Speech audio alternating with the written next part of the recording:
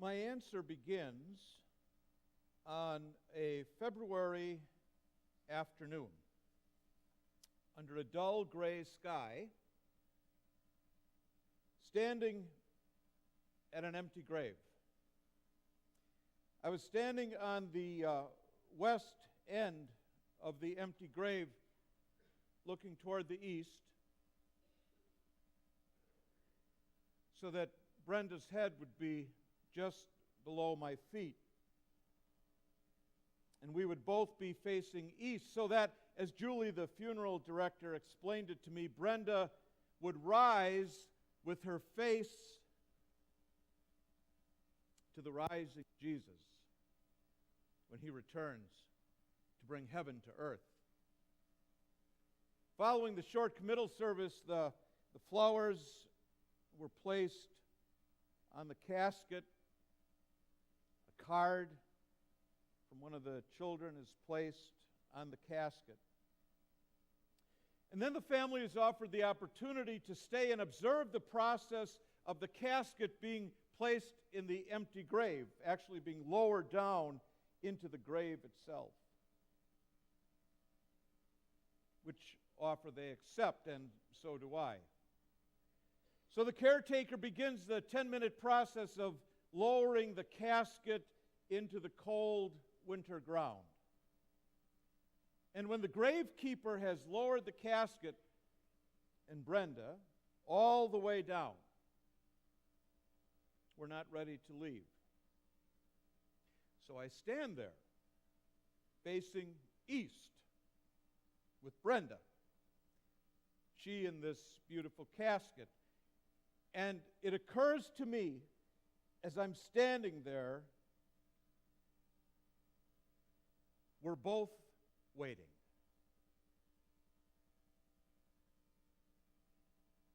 We're both waiting. I look down once more, and then I hear coming from my throat a sound, as in, is that right? Is this it? Or is there more? And if there isn't more, why am I standing here? There. Here. You know what I mean, right? What is the something more that Easter adds to our existence? What does Easter add to the story of Brenda in her grave and for you sitting here? For we who are among the living, what does Easter mean to us? So what? You know, we can comprehend what Easter means or what it might mean for Brenda, for your moms and your dads and your grandpas and your grandmas, for your children who have died. I don't have to be Billy Graham or Joel Osteen to get you to understand why the question of the tomb, that the tomb is empty, is important for them. Why we want it to be true. Why we almost demand that it be true. You know you want it to be true, right? But what about the living? What about for you and me? What does it really have to do with us? What does Peter, this story, this thousands-of-year-old story, have to do with you and me today? So let's begin with a little morning run, shall we? Let's join Peter on that morning after the brave, daring women, I hope you all caught that, the brave, daring women, returned to report their findings to the fearful, hiding men. If there was ever a question who was going to lead the church, it was answered Easter morning. What caused Peter to run? I mean, he knew Jesus was dead. So why run? Why not just walk? Why did he run? Was he, Peter, the one who denied his master 3 times just days earlier? Was he hoping that the women were telling a crazy story, just like all those men thought? Or was he hoping it was true? How about you? Do you hope it's a crazy story? Or do you hope it's true? What are you hoping for as you run with Peter to the tomb today? Was Peter running from guilt or shame in hopes that his life could start over? What if it's true? What if Jesus is alive and I can actually tell him I'm sorry for denying him? What if it's true? And so is he running faster than ever, motivated by those emotions? How about you? What are you hoping the resurrection can do for you today? You don't have to live in guilt. You don't have to live in shame. You don't have to be burdened by addiction. That's why you're here today. Because Easter happens for every one of us. Whatever it is that you're stuck in, whatever dark place you find yourself, Jesus is saying today, Peter is saying today, run with me to find out if it's true. Ask yourself today, what part of your life are you ready to put behind you and move beyond with the resurrection, new life power of the risen Christ? Craig Barnes, famous preacher, now president of Princeton Seminary, described life for many of us disciples. And if you're a follower of Jesus, you're a disciple. He describes for many of us our experience. He says, you have expectations, or at least hopes, for what Jesus would do in your life by now, right? We all have that. We all have an expectation. Well, by now, Jesus should have done this or that in my life, or he should have prevented this or that in my life. We all have that. And like those disciples, he says, you've seen those hopes crucified. Maybe they were your hopes for relationships or for your children, your work, your dreams, your health. Again, like the first disciples, you don't always understand Jesus, but you pray to him as your Savior and you put your hope in him. But then a day came when you realized that what you most needed wouldn't happen, that it didn't happen. And with the death of your hope, it felt like Jesus died. At least your expectations of him died. We've all been there. And that's why we celebrate Easter every year. And actually, every morning is Easter morning from now on. Every Sunday is a little Easter. That's why we keep coming back. Because when those hopes have died, we need to be reminded that hope is still alive. I wonder if Peter was thinking of his dead hope as he bent over and stared into the darkness. Don't you love that phrase? Bending over. Luke is an historian. Luke, who wrote this. So he focuses on getting the historical facts as right as possible. Why write bending over? Did he want us to know that Peter was tall? Or that the grave was low? But you see, it's these little details that sort of add a truthfulness to this story. So bending over, he saw strips of linen. It's what he didn't see, of course, that matters, right? He saw the strips of linen, the cloths which had wrapped the body of Jesus. They were now off, kind of like those, neatly folded where the body was laying.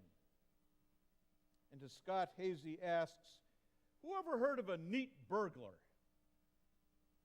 If somebody was going to come and steal Jesus' body, do you think they would have left taken the time, let's take all the grave clothes off, let's fold them up neatly, lay them here, now you carry the body out and let's hide it so no one ever knows where it is. a little evidence for those of you looking for evidence. You can kind of see Peter backing out of the tomb after he sees no body and just the cloth, right? And he looks maybe over his shoulder. Then he looks down. Then he looks up, saying, right? That's what Luke, the historian, the guy who wants to give us all the facts, that's what he tells us, no more.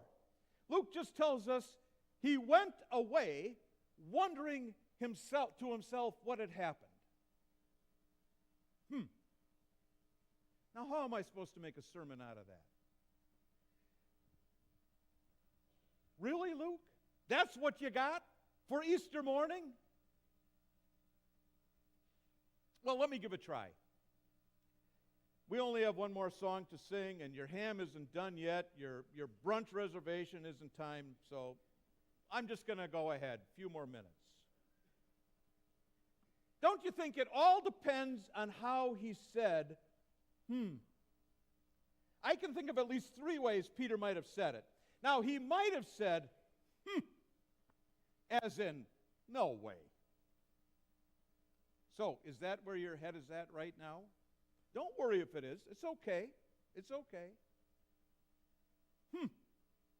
The guy in the white robe hasn't persuaded me of nothing. And he's not going to empty tomb. It's okay. Stay with me. I don't think that was Peter's reaction. I mean, he did run to the tomb.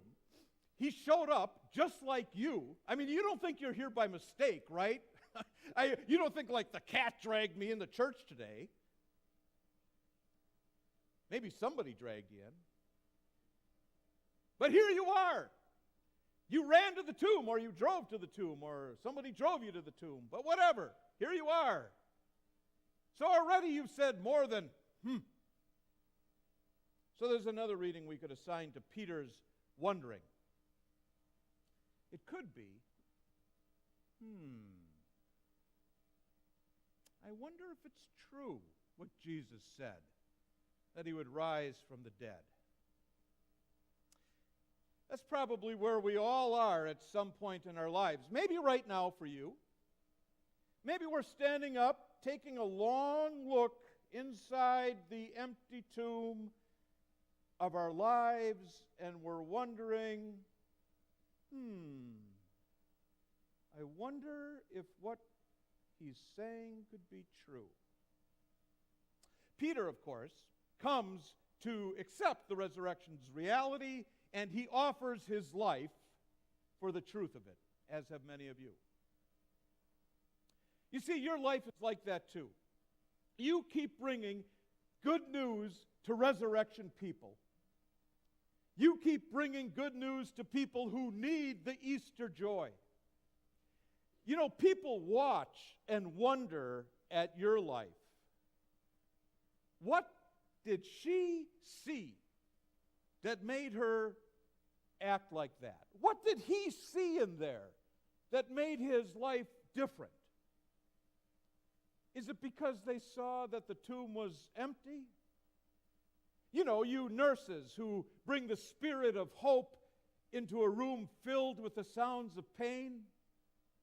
You know, you teachers who help children, not your own, make sense out of the confrontation with the bullies and the mean girls, giving those wards of yours enough hope that things can be different enough that they go back into the playground and start all over.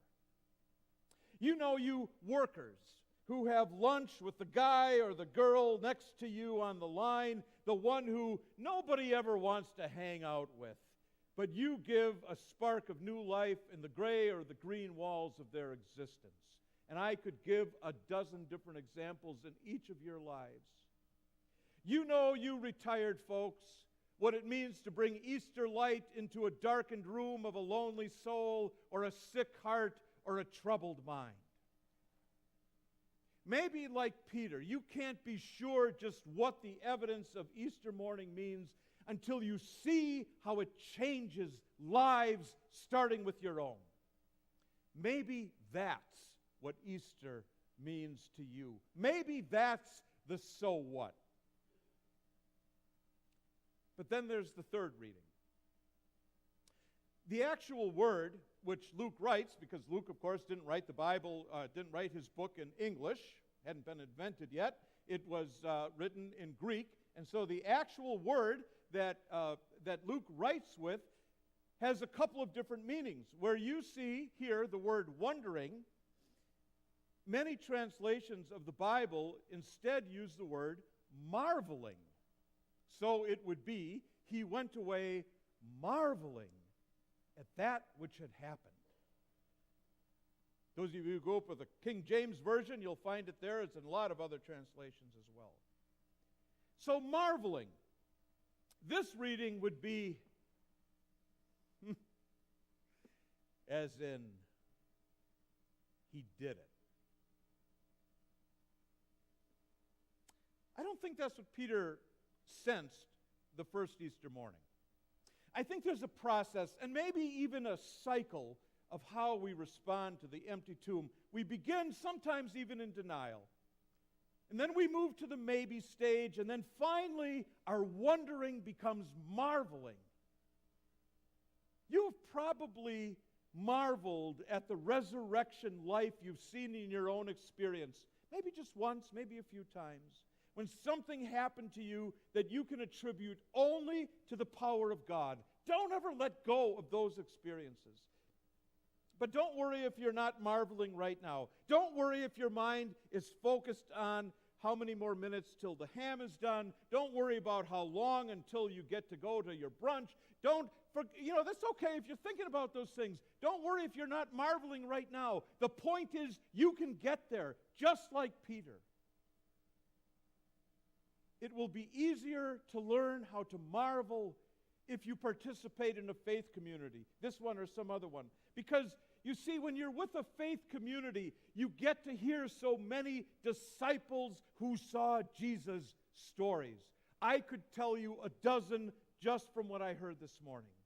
People who came in telling me, here's how I saw Jesus this week. Spend your time with some women and men who are just like you, but who swap stories of how Jesus is alive today, and it might just move from to from wondering to marveling, from what happened to he did it. Well, that's the end of our little Easter morning run with Peter. So let's cool down back at Brenda's gravesite, shall we? Come back with me to the cemetery. Come back with me to the grave that now has the casket in it and Brenda in it. Come back with me as we both face east, and now there we are gathered as a community, all facing east at the head of the grave. We stand there, we look down, we look up. What do we see? Well, if it was today, not much more than Peter did, right? We see brownish, dead grass, a gray, cloudy sky. But now, bend down and look. Notice the hint of green in the grass, the promising pink light in the sky. We are all waiting for the ground to begin to shake, for the bones to rattle from the sound of the trumpet. Look up. There, rising in the east, is a cloud serving as a caravan. And rising on the cloud is a man with some deep scars on his body, still faintly resembling the mark of the large nails and the piercing sword. And then, in a flash, you look down and the ground is empty. Where did Brenda go? You want to believe that the empty tomb and the empty grave mean the same thing, don't you? That Jesus is alive, that Brenda is alive, that you can have a new life. So you stand there wondering. Or do I hear you marveling? He did it again.